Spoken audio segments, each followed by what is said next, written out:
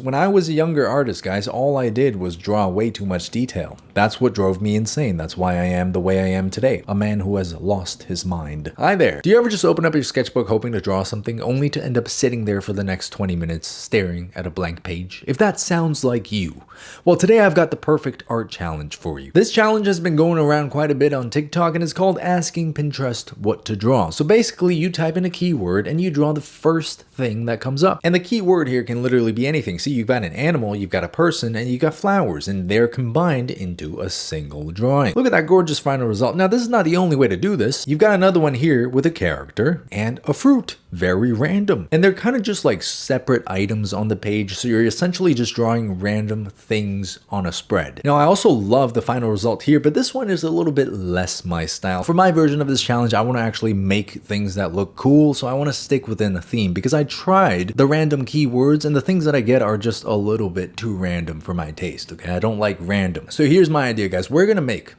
some warriors. And if all goes according to plan, these characters will look very cool. But knowing my luck, this might not actually pan out, so don't get your hopes too high, guys. Let's dive right in. For our first character, I'm gonna go for a fantasy theme, a medieval theme, okay? So I'm gonna look up a medieval person. How do you spell medieval? M-E-D-I-E? A medieval person. Oh my god, I cannot spell. And go. Oh yeah, we got him, boys. There's the first result. We're going to draw a character based off of that. So we're going to start off here with the rough sketch. Now, I'm not going to go into too much detail because we still have to establish the costume of the character. That's going to be our next search. But right now, what I'm doing is kind of just establishing the base of the character. Boom! A very simple sketch so far. The next thing I want to search up is the costume. What's the costume we're going to use for this character? Let's try medieval warrior outfit. Boom. Oh, that's so tough. Absolutely gorgeous. That really does tickle my pickle. So we're going to add this costume onto the character. Going to make more room for the gauntlets here. I definitely do want to include the gauntlets. If y'all don't know this by now, I'm a real sucker for armor. I love drawing metallic textures. So I will absolutely not miss out a chance to render some metal. Okay, wonderful. Incredible. Now, the next thing that I want to look for is an animal. Because we're trying to make like a fantasy medieval character, I'm going to look for maybe an European animal, okay? Something that is native to the land. Oh, hold on.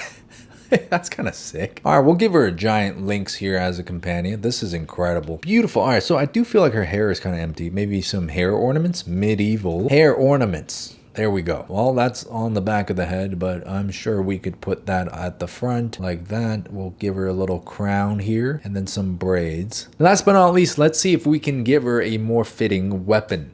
A mace.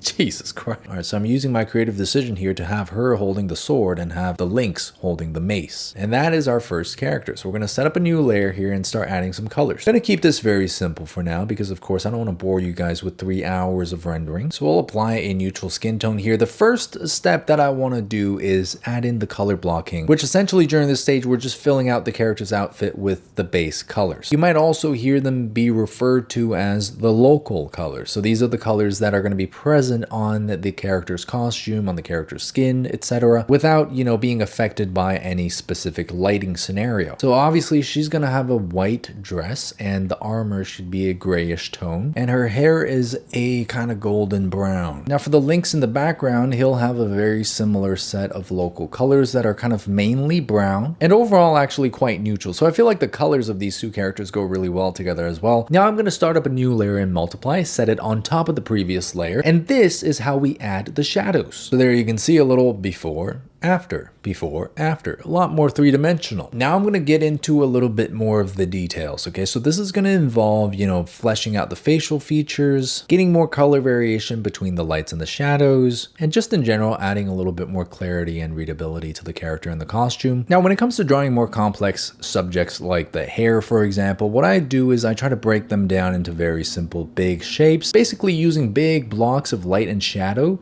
to represent the hair as opposed to individual strands, because drawing way too much detail will probably drive you insane. When I was a younger artist, guys, all I did was draw way too much detail. That's what drove me insane. That's why I am the way I am today, a man who has lost his mind. Now, what I said about the hair in terms of breaking it down into big, simple shapes also applies to clothing as well. For clothing, you really got to just pay attention to the folds, the way they occur, the shapes they create. And honestly, don't worry too much about, capturing every little detail. Drawing should be a very freeing process, and you should never feel like you're tied down to a reference and you have to capture every little thing in that reference. It's okay sometimes to interpret things in your own way, right? And simplify things. Make it easier for yourself. Make it an enjoyable process as opposed to pure suffering. And you want to flip that canvas every once in a while just to make sure anatomy is on point and you didn't accidentally draw Shrek or something. This is looking real good here so far. What I'm going to do now is I'm going to add in some reflections on the armor, some detailing. I love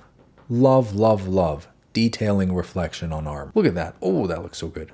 Oh, another really good hack that you can actually use for your own art as well is when you have rendered something that is also going to occur in other parts of the painting, you can just steal your own colors, right? Just eyedropper tool the same colors. This way, not only do you save time for yourself, but you're also getting more color harmony in your drawing. And you maybe avoid instances of your drawing unintentionally looking like a pride parade. Absolutely gorgeous. You know what I love the most about art challenges like this is they give you a chance to explore some things that you might not have otherwise come up with yourself. And when you draw a character like this, it kind of makes you wonder like, oh, who is this character? Where does she come from? What's her backstory? You never know. Every once in a while, you might actually run into a design that you end up loving so much, you just keep it around forever and it becomes one of your OCs. There we go. Now we're going to just do the same thing to her companion character and add a little bit more detail to the links. I really like the kind of patterns that you see on the fur here, so we're going to try to keep that as a visual element. And I also really love the beard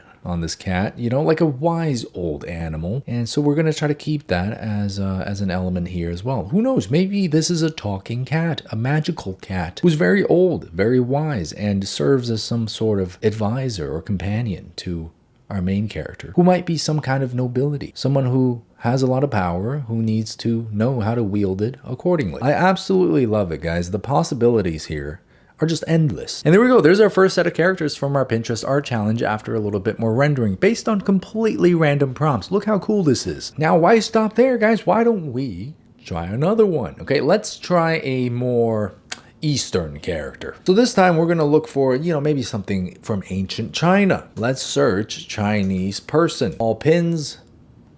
There we go. Why does it kind of look like Kulin? What the? All right, fine. We can work with that. We can work with that. And boom, okay, there's our base sketch for our person, our Chinese person. Okay, now we're gonna look for a Chinese costume. Ooh, okay, very flowy, very drapey. Okay, yeah, we could work with that. Let's also look up an animal, maybe a Chinese animal. I feel like we might get a panda here if this is what we search, but hopefully not a panda.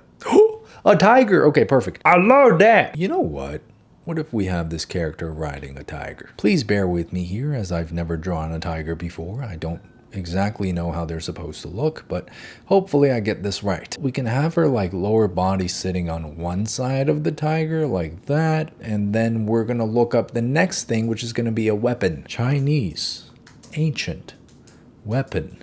Oh God, that's a lot of Okay, maybe we'll just use one of these things here. Maybe a spear of some sort. All right, there we go. So quick sketch of our character. Now the next thing I'm gonna do is set this layer to a multiply layer, and we'll once again start adding some base colors. And there we go. There's some of the base colors as I'm adding some stripes onto our tiger here. I actually really like the tiger as an animal. It's got to be one of my favorite animals, but surprisingly, I don't think I've ever drawn one like this. And there we go. That's actually pretty tough, I'm not going to lie. So the next thing I want to do is start adding some details as I did before. Now I'm going to take a shadow color and try to put most of this character in shadow here, and then have the tiger's face be coming into the light. I don't know, I kind of like this. There's a little sense of mystery here. Who's that on top of the tiger? Well, I don't know. We can't really see her that clearly. It also saves me from a lot of rendering. You guys, this is why you got to work smart, not hard. And after a little bit more detailing, guys, there's our second character from our Pinterest art challenge. So I'm quite happy with both of these characters, and I'm actually quite happy with the results of this art challenge. I feel like once you specify the parameters of your search a little bit more, it really gives you some interesting ideas that you could work with, especially when it comes to character design. So this art challenge